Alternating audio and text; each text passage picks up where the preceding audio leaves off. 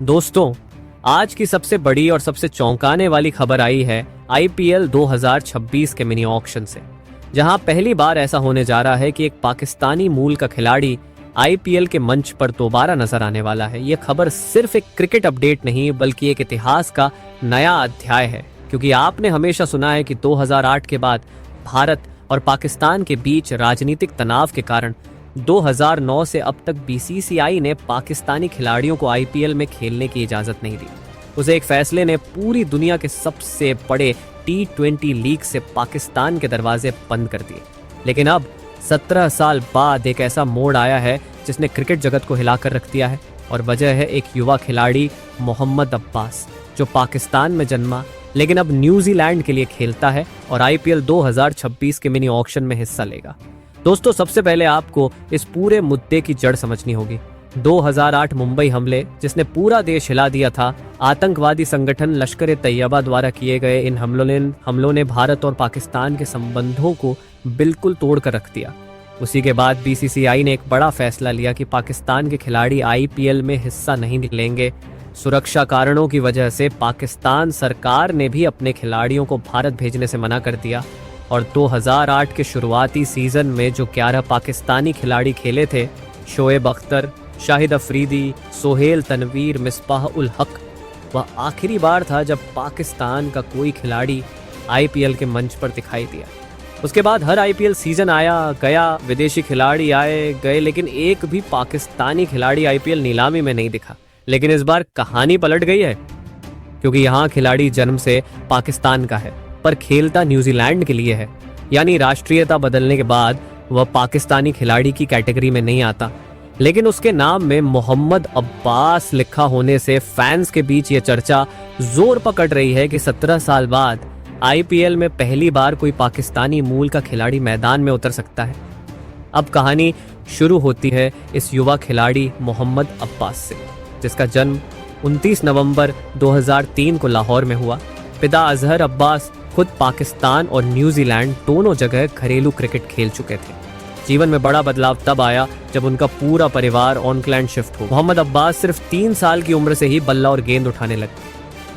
धीरे धीरे New Zealand under 19, फिर घरेलू स्तर और फिर इंटरनेशनल टीम तक कदम बढ़ा दिए। 2025 में 29 मार्च को पाकिस्तान के खिलाफ ही नेपियर में अपना वनडे डेब्यू किया। फैंस भी हैरान थे कि एक जन्म से पाकिस्तानी खिलाड़ी पहली बार न्यूजीलैंड की तरफ से उन्हीं के खिलाफ डेब्यू करेगा, और इस डेब्यू में उसने सिर्फ डेब्यू नहीं किया बल्कि 24 गेंदों पर 52 रन ठोककर रिकॉर्ड बना दिया।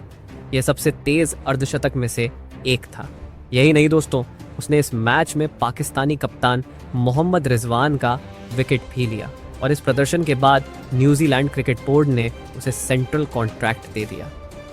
अब्बास ने अब तक न्यूजीलैंड के लिए 3 वनडे मैच खेले, 34.66 की औसत से 104 रन बनाए, 2 विकेट लिए, और T20 क्रिकेट में 19 मैचों में 109 रन बनाए, 391 रन बनाए। यानी बल्लेबाजी भी गेंदबाजी भी एक perfect allrounder package.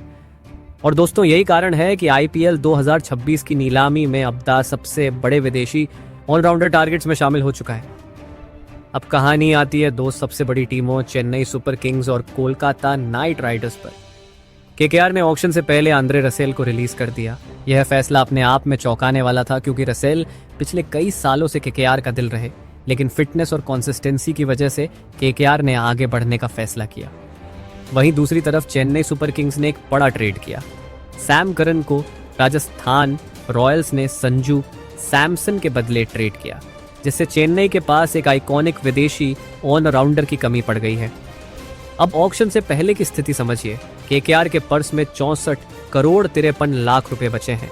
Chennai super Kings के पास 43 करोड़ 44 लाख रुपए उपलब्ध हैं। दोनों टीमों को एक विदेशी ऑलराउंडर की सख्त जरूरत है, और इसी जगह मोहम्मद अब्बास का नाम सबसे ऊपर आता है।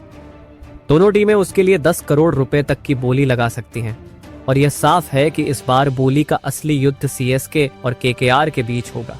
अगर अब्बास सीएसके में जाता है तो महेंद्र सिंह धोनी के बाद टीम नए दौर में स्टेप कर रही है, और एक तेज तर्रार ऑलराउंडर उनके लिए गेम चेंजर साबित हो सकता है।